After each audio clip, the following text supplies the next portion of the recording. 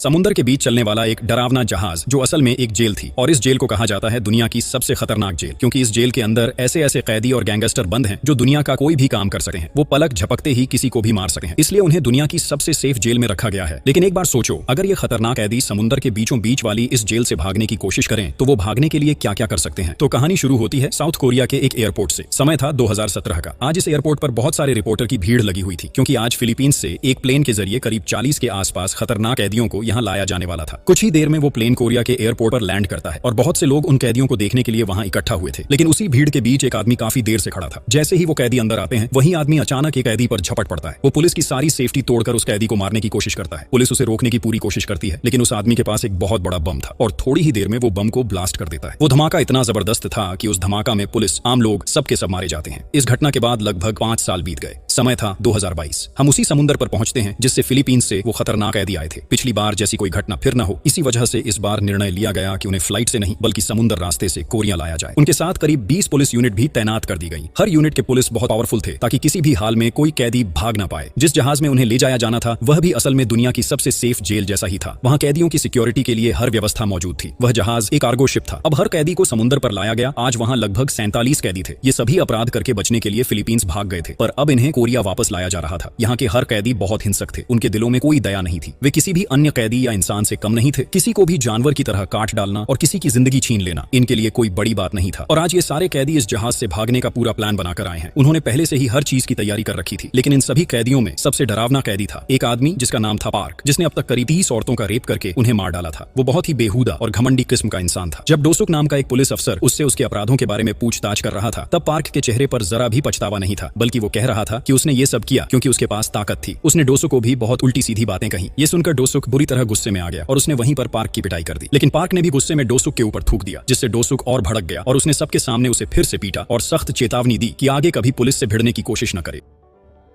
इसके बाद पुलिस ने सारे कैदियों को जहाज के अंदर ले जाया। इन कैदियों में 2 औरतें भी थीं और उन्हें संभालने के लिए औरतें पुलिस अफसरों को भी साथ रखा गया था। जहाज के अंदर हर कैदी के लिए अलग अलग कोठरी बनाई गई थी और पूरे जहाज में बेहद सख्त सेफ्टी की इंतजाम किए गए थे। दूसरी तरफ हम एक ऑफिस रूम देखते हैं जो असल में एक कंट्रोल रूम था। यहीं से सभी कैदियों की निगरानी की जा रही थी। इस ऑफिस को VTS कहा जाता था। उसी समय वहाँ एक आदमी आता है जिसका नाम था हेसिक, और उसके साथ उसके कुछ साथी भी थे। वह सबको करते हुए कहता है, मुझे सरकार की तरफ से यहाँ भेजा गया है। हम आज यहाँ एक बहुत अहम मिशन पर आए हैं, इसलिए आप सब लोग यहाँ से हट जाइए और हमें हमारा काम करने दीजिए। वह अपना कार्ड भी दिखाता है जिससे सबको यकीन हो जाता है और वे लोग वहां से चले जाते हैं। असल में वे सब उसी जहाज के लिए आए थे, वही कार्गो शिप जिसमें आज कोरिया के सबसे खतरनाक कैदियों को लाया जा रहा था। लेकिन उस शिप में सिर्फ कैदी ही नहीं थे, उसमें एक और भी डरावनी चीज थी जिसे कोरिया लाया जा रहा था। वो चीज क्या थी ये हमें आगे चलकर पता चलेगा। और इस पूरे ऑपरेशन की निगरानी करने के लिए जो ऑफिसर आया था वही था स्पेशल ऑपरेशन यूनिट का हेड। दूसरी तरफ हम ऑफिसर डोसुक को देखते हैं। डोसुक सभी कैदियों को उनके अपने सेल में बंद कर देता है और जहाज पर मौजूद पुलिस ऑफिसर को उनके कामों के बारे में हिदायतें देता है। जब सब कुछ पूरा हो जाता है तो वह वहां से निकल जाता है। अब हम उस शिप पर एक नर्स और एक डॉक्टर को देखते हैं। नर्स का नाम था हैन और डॉक्टर का नाम था ओसिक। जब नर्स हैन अपने काम में व्यस्त थी तब डॉक्टर ओसिक चुपके उसके पीछे से बहुत सारी दवाइयां चुरा रहा था। दूसरी तरफ नर्स हैन भी किसी चीज को फ्रिज में रख रही थी, मानो वो भी कुछ छुपा रही हो। वहीं हम कुछ पुलिस ऑफिसरों को देखते हैं जो जहाज के किचन रूम में कैदियों के लिए खाना बना रहे थे। लेकिन किसी को भी ये काम बिल्कुल पसंद नहीं था। कैदियों के लिए खाना बनाना उन्हें अपनी इज्जत के खिलाफ लग रहा था, क्योंकि वो पेशे से शेफ नहीं थे, बल्कि मजबूरी में आज उन्हें ये काम करना पड़ रहा था। वे सब इसी बात पर आपस में बात कर रहे थे कि तभी वहां डॉक्टर ओसिक खाना लेने के लिए आ जाता है। तो अब वे सब खाना खत्म करके कोरिया की ओर चल पड़ते हैं। कुछ समय बाद हम देखते हैं कि डॉक्टर ओसिक उस जहाज के बेसमेंट में पहुंचता है जहां पहले से ही 2 और लोग मौजूद थे। उस बेसमेंट के एक हिस्से में एक भयानक डेड बॉडी रखी हुई थी और वे सब मिलकर उस डेड बॉडी पर सीक्रेट एक्सपेरिमेंट कर रहे थे, जिसके बारे में बाहर किसी को भी कुछ पता नहीं था। डेड बॉडी की आंखें और मुंह सिले हुए थे और पूरा शरीर मानो गलता सड़ता जा रहा था। डॉक्टर ओसिक वहां नीचे काम कर रहे ली के लिए खाना लेकर आता है। उनकी बातों के अनुसार ओसिक उस डेड बॉडी के शरीर में एक बेहोशी का इंजेक्शन लगाता है। दूसरी ओर हम VTS ऑफिस के हेड हेसिक को देखते हैं। वह वहां एक सीक्रेट फाइल खोलकर देख रहा था। उसी फाइल से उसे एक छिपा हुआ ऑपरेशन के बारे में पता चलता है जिसका नाम था प्रोजेक्ट अल्फा। धीरे धीरे शाम ढल जाती है और रात हो जाती है। जहाज पर मौजूद सभी लोग थक चुके थे, इसलिए ज्यादातर पुलिस ऑफिसर सो गए, जबकि कुछ ऑफिसर अब भी साथ बैठकर बातें कर रहे थे। अब दूसरी तरफ हम उस कैदी पार को देखते हैं। वही कैदी जो दिखने में बेहद डरावना था। उसके पूरे शरीर पर अजीब अजीब टैटू बने हुए थे। वह अचानक अपने पेट के अंदर से एक पिन निकालता है और उसी पिन की मदद से अपनी हैंडकफ खोल देता है, जिससे उसे चेन सिस्टम से बांधा गया था। फिर पार्क वही पिन पास के एक और कैदी को दे देता है और वह कैदी भी उस पिन की मदद से अपनी हथकड़ी खोलने की कोशिश करता है। दूसरी ओर जहाज पर पुलिस के साथ कुछ स्टाफ मेंबर भी मौजूद मौजूद थे जिनका काम था पुलिस को अलग अलग कामों में मदद करना। अब उन्हीं में से कुछ स्टाफ एक कमरे में जाते हैं जहां हथियार रखे हुए थे। वे वहां से कुछ हथियार उठा लेते हैं। तभी हमें पता चलता है कि ये लोग असल में क्रिमिनल थे जो कैदियों को छुड़ाने के लिए भेस बदलकर स्टाफ बनकर जहाज में घुसे थे। लेकिन जैसे ही ये नकली स्टाफ हथियार लेकर उस कमरे से बाहर निकलते हैं तभी वहां मौजूद कुछ पुलिस ऑफिसर उन्हें देख लेते हैं। लेकिन पुलिस कुछ करने से पहले ही वो सब मिलकर उन पुलिस अफसरों को मार डालते हैं। एक एक कर कई पुलिस वालों को मारने के बाद वे सीधे शिप के कंट्रोल रूम की तरफ बढ़ते हैं जहां जहाज का कैप्टन और इंजीनियर मौजूद थे और वही लोग असल में जहाज चला रहे थे। वे क्रिमिनल वहां भी पहुंचकर एक एक कर सभी को मार देते हैं। वहां पर उन्होंने सिर्फ एक ही इंसान को जिंदा छोड़ा, शायद उसी के जरिए अब वो जहाज चलाएंगे। फिर वे उसी रूम में रखे हर डिवाइस को नष्ट कर देते हैं जिनके जरिए जहाज बाहर से कनेक्ट होता था। अब उन रास्तों को बंद कर देने की वजह से इस जहाज से अब कोई सिग्नल या कॉल नहीं जा पाएगा। बाहर किसी को पता ही नहीं चलेगा कि जहाज अभी कहां है। इन सब चीजों को नष्ट कर देने से वीटीएस के साथ इस जहाज का पूरा कनेक्शन टूट जाता है। वीटीएस किसी भी तरह से अब जहाज का सिग्नल पकड़ नहीं पा रहा था। यह देखकर ऑफिसर हेसिक बेहद गुस्से में आ जाता है और वहां मौजूद हर एक आदमी से कहता है कि किसी भी तरह से जल्दी से कनेक्शन बहाल करो। दूसरी तरफ हम जहाज के अंदर एक लेडी पुलिस अफसर को देखते हैं जिसका नाम था सुमिन। सुमिन अपने काम में व्यस्त थी लेकिन अचानक उसे अपने फोन से पता चलता है कि जहाज के सिग्नल सिस्टम में कुछ गड़बड़ हो गई है। वह तुरंत अपना वॉकी टॉकी चेक करती है लेकिन पाती है कि वो भी काम नहीं कर रहा। सुमिन ये बात अपनी साथी मोनियन को बताती है जो उसे कहती है कि वो यहीं रुके, जबकि वह जाकर सिग्नल चेक करती है। उधर जिस कैदी ने पिन की मदद से अपनी हैंडकफ खोलने की कोशिश की थी उसका हाथ अचानक एक पाइप के बीच फंस जाता है। उसे आवाज निकलती है जिसे सुनकर कुछ पुलिस अफसरों को शक होता है कि शायद जहाज में कुछ गड़बड़ चल रही है। इसलिए एक पुलिस अफसर कैदियों को चेक करने के लिए वहां आता है। वह सबसे पहले पार्क के सेल में जाता है। शुरू में पार्क बहुत सिंपल और शांत नजर आता है लेकिन कुछ ही पलों बाद पुलिस अफसर को दिखता है कि पार्क के हाथ में हैंडकफ नहीं है और जैसे ही वो कुछ करने की कोशिश करता है पार्क उस पुलिस वाले पर झपट पड़ता है और उसे तुरंत मार डालता है। फिर पार्क का एक और साथी भी अपनी हैंडकफ खोल लेता है। अब दोनों मिलकर अपने आसपास मौजूद सभी पुलिस अफसरों को मार डालते हैं। इसके बाद वे दोनों एक एक करके अपने बाकी साथियों को भी छुड़ा लेते हैं। मतलब अब सारे कैदी पूरी तरह से आजाद हो चुके थे और अपनी जबरदस्त ताकत और खतरनाक स्वभाव की वजह से सभी कैदियों द्वारा लीडर मान लिया जाता है। उनके बीच एक ऐसा लड़का भी था जो सिंपल और शांत नजर आता था। उसका नाम था जिसुक और उसके साथ एक बुजुर्ग व्यक्ति भी था। ये दोनों हमेशा पार्क और उसके साथियों से दूर रहते थे लेकिन पार्क जिसुक से कहता है कि अब वह इस पूरी टीम का लीडर है और उसे अपनी टीम में शामिल होना होगा। जिसुक तुरंत मना कर देता है और कहता है कि वह अकेले ही ठीक है, किसी की टीम में शामिल नहीं होना चाहता। जिसुक के मना करने पर पार्क कुछ भी नहीं कहता।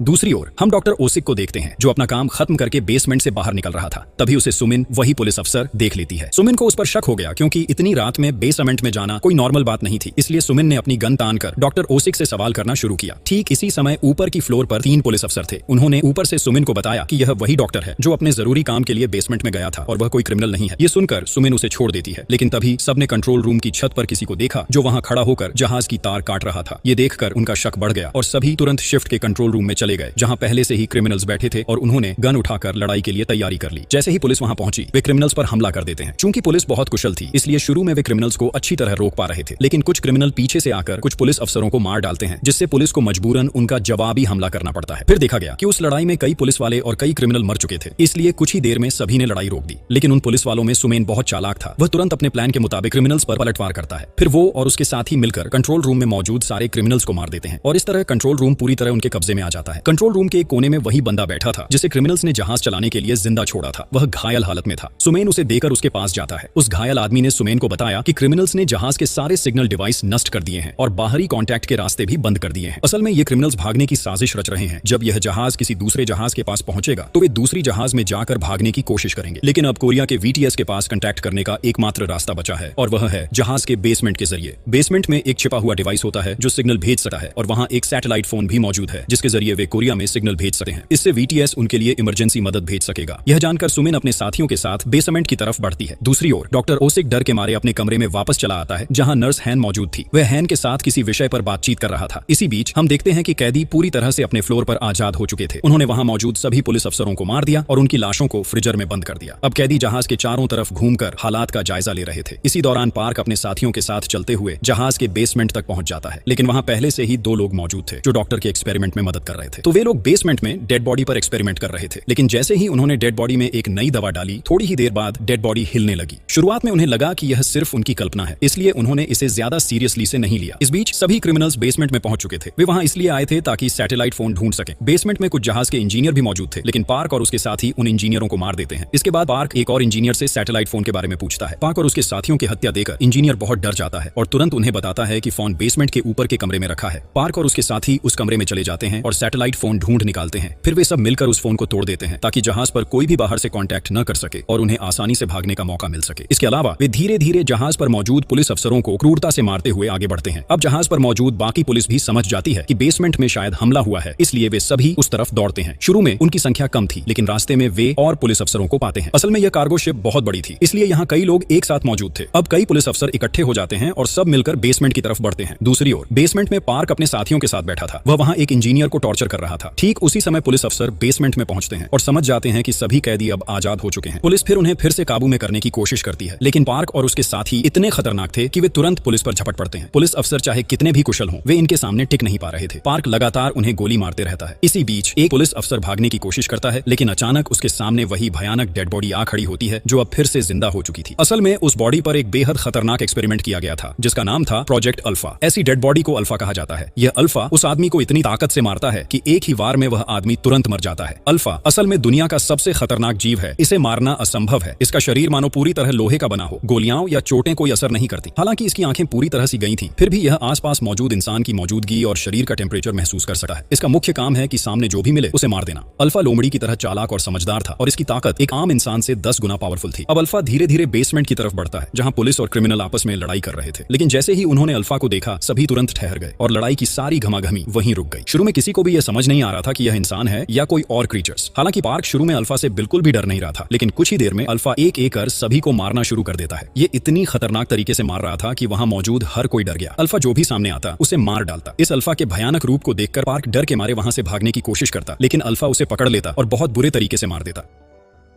अब बचा था सिर्फ सीनियर ऑफिसर डोसुक, लेडी ऑफिसर सुमिन और कुछ अन्य पुलिस अफसर, और कैदियों में बचा था जिसुक और बुजुर्ग व्यक्ति जो पार्क की टीम में शामिल नहीं हुए थे। जिसुक सभी को अल्फा के हाथों से बचाने की कोशिश करता है और चुपचाप उन्हें वहां से भागाने की प्लान बनाता है, लेकिन अल्फा इसे समझ जाता है और सीधे जिसुक की तरफ बढ़ता है, उसे मारने की कोशिश करता है। हालांकि अब तक अल्फा के सामने कोई लड़ाई नहीं कर पाया। जिसुक यहाँ अल्फा से बिना किसी मुश्किल के लड़ाई कर रहा था, लेकिन यह कैसे कर पा रहा था यह हमें आगे जाकर पता चलेगा। अब जिसुक अल्फा से लड़ाई करता है और सभी को लेकर किसी तरह वहां से निकल जाता है। हालांकि अल्फा से लड़ते समय जिसुक को उसके हाथ में बहुत बड़ा चोटें लग जाती हैं, जिसे देखकर सुमिन बहुत डर जाती है। सुमिन जिसुक से कहती है कि उन्हें जितनी जल्दी हो सके जहाज के डॉक्टर के पास जाना चाहिए। इस बीच उनके साथ जो बुजुर्ग आदमी था उसका नाम था ली। ली सुमिन से कहता है कि अल्फा के शरीर पर जो कपड़े थी वह अब के समय की नहीं लग रही। ये उसने बचपन में ही कभी देखा था, लेकिन आज जैसी कपड़े हैं वैसी अब देखने को नहीं मिलती। सुमिन कहती है कि अब कपड़े से क्या हो सकता है यह नहीं पता और उन्हें प्लान बनाना होगा कि कैसे अल्फा के हाथों से बचा जाए। इसके बाद सुमिन जिसुक को लेकर डॉक्टर के पास चलती है। दूसरी ओर हम कोरिया के VTS ऑफिस को देखते हैं। वहाँ ऑफिसर हेसिक सैटेलाइट के माध्यम से कुछ तस्वीरें फोटो है जो उस कार्गो शिप की थी। साथ ही उन्होंने कुछ टेक्नोलॉजी का इस्तेमाल करके सैटेलाइट के जरिए शिप का लोकेशन भी पता कर लिया था, लेकिन लोकेशन मिलने के बावजूद वे किसी भी तरह शिप के लोगों से कांटेक्ट नहीं कर पा रहे थे। तभी ऑफिसर हेसिक के पास उनके बॉस का फोन आता है जिनका नाम था डोंग। डोंग वहां हेसिक से जहाज के लोकेशन के बारे में पूछता है। हेसिक जवाब देता है कि वे किसी भी तरह जहाज से कांटेक्ट नहीं कर पा रहे हैं। डोंग ये सुनकर बहुत गुस्से में आ जाता है और हेसिक से कहता है, मैं ये सब सुनना नहीं चाहता। जो काम मैंने तुझे दिया है वह तुझे पूरा करना ही होगा, चाहे जो भी हो। मुझे अल्फा चाहिए। अगर तू ये काम नहीं कर पाएगा तो तेरी मौत मेरे हाथों होगी। हेसिक कहता है, अब मैं क्या कर सकता हूँ बॉस। डोंग बताता है कि उसने उसके लिए एक हेलीकॉप्टर का इंतजाम किया है। वह चाहता है कि हैसिक तुरंत अपनी टीम लेकर उस जहाज की ओर रवाना हो और किसी भी हालत में अल्फा को अपने साथ लाए। अगर हैसिक यह काम कर लेता है तो डोंग उसे बहुत सारा पैसा दे देगा। दूसरी तरफ हम जहाज के अंदर उन 2 महिला क्रिमिनल्स को देखते हैं। वे भी अब आजाद हो चुकी थीं। उन्होंने उसी पुलिस अफसर को जो सुमिन के साथ काम करता था हैंडकप पहनाकर बंधा हुआ रखा था। उसी वक्त वहाँ किंगसू नाम का एक कैदी अपने कुछ साथियों के साथ आता है। किंगसू उन महिला कैदियों से कहता है कि वे जितनी जल्दी हो सके यहाँ से भाग निकलें, वरना सबकी जान खतरे में पड़ेगी, क्योंकि जहाज के अंदर एक भयानक राक्षस की उपस्थिति महसूस की गई है। पर वह महिला किंगसू से उस बात पर मजाकत उड़ाती है। दूसरी ओर हम वही डॉक्टर देखते हैं जो किसी कमरे में नर्स हैन के साथ था। तभी उस कमरे के बाहर अल्फा आ जाता है। हैन आवाज सुनकर दरवाजे के पास जाकर देखने लगती है। तब अल्फा को पता चल जाता है कि उसके सामने इंसान है और वह तुरंत ही बहुत बेरहमी से हैन को मार डालता है। यह देखकर डॉक्टर भी काफी डरा हुआ महसूस करता है और दौड़कर वहां से भागने की कोशिश करता है। भागते हुए उसकी सामने में सुमिन आ खड़ी होती है। सुमिन के साथ ऑफिसर डोसुक, जिसुक और ली भी थे। वे सब मिलकर डॉक्टर को पकड़ लेते हैं और उसे मौत के डर से डराते हुए उससे पूछते हैं कि अल्फा जहाज में कहां से आया है और क्या वह इस पूरे मामले में शामिल है। क्योंकि सुमिन ने उसे आज रात बेसमेंट से निकलते देखा था, इसलिए सुमिन को पूरा शक था कि डॉक्टर भी अल्फा के इस मामले में शामिल है। वे लोग डॉक्टर को तरह तरह से डराते हैं और अंत में डॉक्टर बता देते हैं कि वह वाकई प्रोजेक्ट अल्फा से जुड़ा था। उसने बताया कि वह सिर्फ ऐसे के लिए इस प्रोजेक्ट में आया था, पर वह ये नहीं जानता कि यह डेड बॉडी असल में किसकी है और उसने उस डेड बॉडी को ऐसे बनाने में भी कोई हाथ नहीं रखा। जब वह इस प्रोजेक्ट में जुड़ा तब से डेड बॉडी पहले से ही ऐसी ही हालत में थी। उसकी जिम्मेदारी बस इतनी थी कि बेसमेंट में मौजूद लोगों के लिए खाना और दवाइयां मुहैया कराना और कुछ न कुछ समय पर उस बॉडी में स्लीपिंग इंजेक्शन देना ताकि वह जाग न जाए। फिर भी यह डेड बॉडी कैसे जाग उठी यह बात डॉक्टर खुद भी नहीं जानता। अब उस वक्त सब काफी जख्मी थे, हर किसी के शरीर से खून बह रहा था, इसलिए उन्हें डॉक्टर से तुरंत इलाज करवाना जरूरी था। पर इलाज की सारी दवाइयां बेसमेंट में मौजूद थीं और वहीं बेसमेंट में अब अल्फा भी था। फिर भी वे सब मिलकर फैसला करते हैं कि बेसमेंट जाना ही पड़ेगा, इसलिए वे बहुत सावधानी से बेसमेंट की तरफ बढ़ते हैं। दूसरी तरफ हम उस महिला कैदी को देखते हैं जो अब किंगसू की बात मान रही थी और उसके साथ भागने की तैयारी कर रही थी, लेकिन तभी उनके सामने अल्फा आ जाता है। अल्फा को देखकर वे दोनों बेहद डर जाते हैं। हालांकि वे कई बार भागने की कोशिश करते हैं, लेकिन अल्फा के साथ चालाकी नहीं कर सकते। किंगसू के साथ जितने भी क्रिमिनल वहां थे, अल्फा एक एक कर उनके सामने पहुंचता है और उन सभी को बहुत बुरे तरीके से मार देता है। इसके बावजूद किंगसू और वह महिला किसी तरह वहां से निकलने में सफल हो जाते हैं। दूसरी ओर सुमिन और उसकी टीम किस्मत से बेसमेंट तक पहुंचती है। वे बहुत सावधानी से बेसमेंट के चारों ओर देखते हैं और पाते हैं कि बेसमेंट में काम कर रहे जो दो लोग थे उन्हें भी अल्फा ने बेहद बुरे तरीके से मार दिया है। अब जब सुमिन समझती है कि यहाँ अल्फा कहीं भी नहीं है, तो वे बेसमेंट की सभी चीजें चेक करना शुरू कर देते हैं। वे जानने की कोशिश करते हैं कि डेड बॉडी के साथ असल में क्या हुआ और क्यों ये डेड बॉडी सबको मार रही है। वे बेसमेंट में मौजूद कंप्यूटर और फाइलें चेक करते हैं। कंप्यूटर से उन्हें प्रोजेक्ट अल्फा के बारे में कुछ इन्फॉर्मेशन मिलती है। फिर सुमिन को एक कई साल पुरानी फाइल मिलती है जिसमें सारी इन्फॉर्मेशन विस्तार से लिखी हुई थी। जिस डेड बॉडी ने अब अल्फा का रूप धारण किया है वह असल में कौन था, इसकी इन्फॉर्मेशन भी वही फाइल में मिलती है। उस फाइल में उस आदमी की फोटो भी है। असल में इस आदमी का नाम था किम, जिसका जन्म 1911 में हुआ था। वह जापानी आर्मी का एक सॉलिडर था, लेकिन जब जापान में एक बड़ा युद्ध शुरू हुआ तब जापानी सॉलिडर उसे अपने दुश्मनों को हराने के लिए एक शक्तिशाली हथियार के रूप में इस्तेमाल करना चाहते थे। तब कुछ साइंटिस्ट्स ने मिलकर उसके शरीर पर डिफरेंट तरह की एक्सपेरिमेंट किए और हर एक एक्सपेरिमेंट का रिजल्ट बहुत सफल रहा। अब डॉक्टर एक लैपटॉप के माध्यम से उस एक्सपेरिमेंट की पूरी इन्फॉर्मेशन ढूंढ लेता है। सब कुछ जानकर वह सुमिन को बताता है कि किम को एक्सपेरिमेंट के दौरान बहुत दर्द सहना पड़ा था। साइंटिस्ट्स ने उसके पूरे शरीर को भयानक रूप से क्षत विक्षत कर दिया था। इसके अलावा उसके शरीर में एक पदार्थ डाल दिया गया था जिससे उसके सभी कोशिकाओं और अन्य अंगों की वृद्धि की प्रक्रिया स्थायी रूप से बंद हो गई। इस वजह से इतने वर्षों के बाद भी वह पहले जैसा ही दिखाई देता है। इस एक्सपेरिमेंट की वजह से वह इतना दर्द सहकर एक भयानक दानव में बदल गया जिसे अब अल्फा कहा जाता है। उसका शरीर अब क्षत विक्षत होने के बावजूद किसी प्रकार का चोट नहीं महसूस करता। एक बार जब वह किसी इंसान को मारना शुरू करता है तो वह उसे मारता ही रहता है।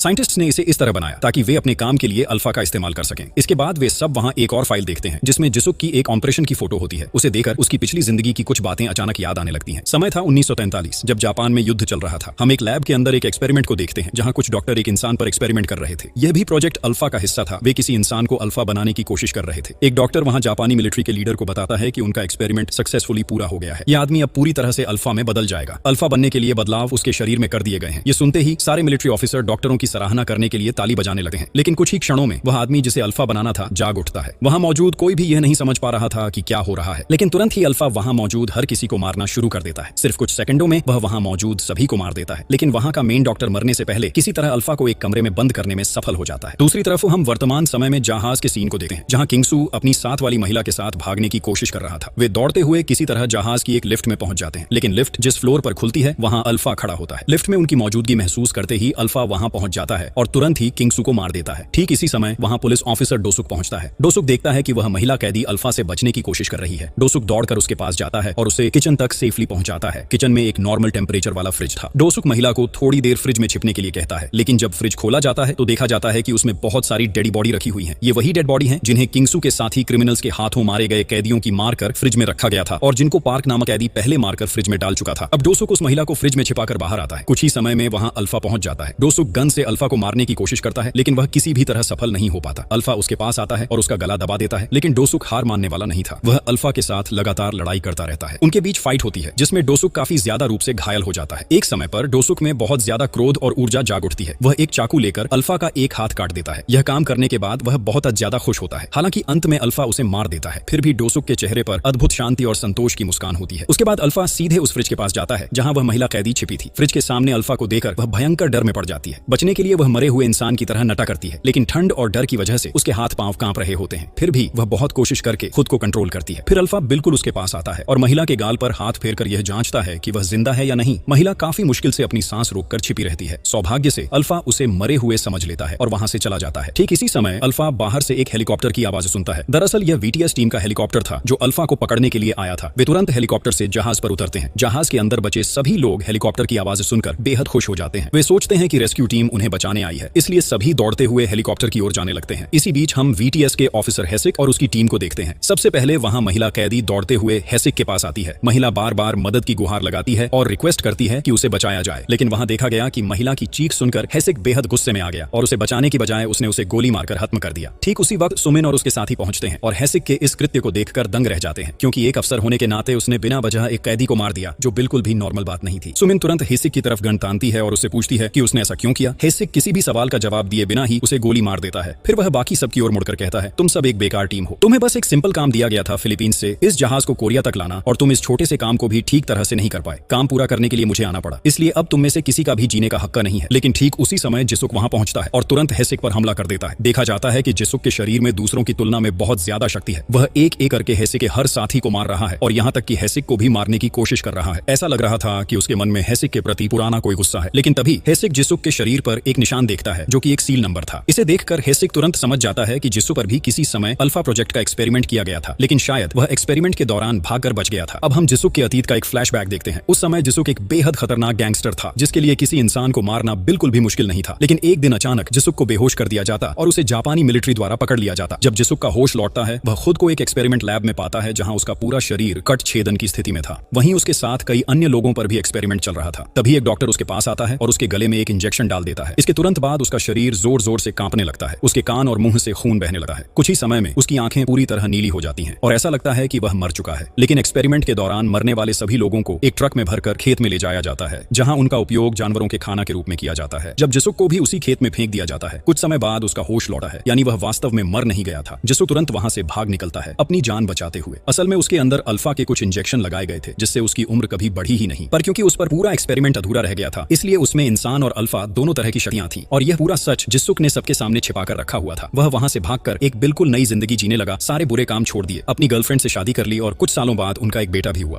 उसकी जिंदगी धीरे धीरे फिर ठीक हो रही थी। लेकिन ऑफिसर हेसिक किसी तरह जिसुक के बारे में जान गया। एक दिन जब जिसुक काम पर गया हुआ था तो हेसिक ने उसकी बीवी को मार दिया और उसका बेटा लेकर भाग गया। हेसिक ने अपने हाथ में उस बच्चे को क्यों लिया उसका सच हम आगे जानेंगे। जिसुक का जितना ही सुंदर फैमिली तबाह हुआ वह उतना ही ज्यादा टूट गया। उसने दिल में कसम खा ली कि वह हेसिक से बदला लेगा, इसलिए उसने जानबूझकर अपराध करके फिलीपींस भाग जाना चुना ताकि उसे जहाज से वापस कोरिया लाया जाए, क्योंकि वह अच्छे से जानता था कि उस जहाज की पूरी कंट्रोल हेसिक ही करता है। अब हम वर्तमान समय में हेसिक और जिसुक को देखते हैं। जिसुक हेसिक से याद दिलाता है कि उसने उसके और उसके फैमिली के साथ बिना किसी वजह कितना अन्याय किया। ठीक इसी समय अल्फा वहां आता है। हेसिक के जो भी साथी बचे थे वे सब मिलकर अल्फा पर गोली चलाना शुरू करते हैं, लेकिन अल्फा पर इसका कोई असर नहीं होता। इस बीच हेसिक और जिसुक के बीच भी जबरदस्त लड़ाई होती है। अल्फा एक एक करके हेसिक के सभी लोगों को मार देता है। सभी सैनिकों को मारने के बाद अल्फा हेसिक के सामने आता है। लेकिन सबसे चौंकाने वाली बात यह है कि वही अल्फा जिसने जहाज पर सभी लोगों को पल भर में मार डाला था हेसिक के सामने एक मिनट भी टिक नहीं पाता। हेसिक उसे पल भर में मार देता है।